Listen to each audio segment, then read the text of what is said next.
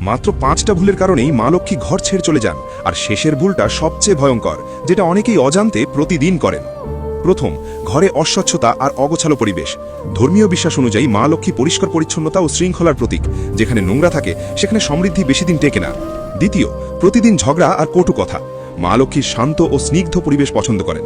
কলহে ভরা সংসার ধীরে ধীরে সুখ আর অর্থ দুটোই হারায়। তৃতীয়, বয়োজ্যেষ্ঠ ও অতিথিদের অসম্মান।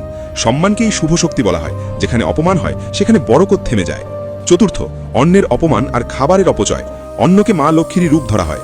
অন্ন নষ্ট করা অশুভ বলে মনে করা হয়। পঞ্চম, অন্যায় পথে উপার্জিত অর্থ।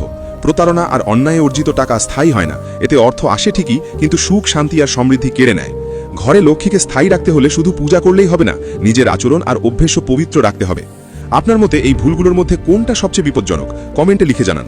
ভিডিওটি উপকারী মনে হলে একটি লাইক দিন, প্রিয়জনদের সাথে শেয়ার করুন, আর ধর্মীয় রহস্য ও তথ্য পেতে সাবস্ক্রাইব করুন হিন্দুইজম বাংলা।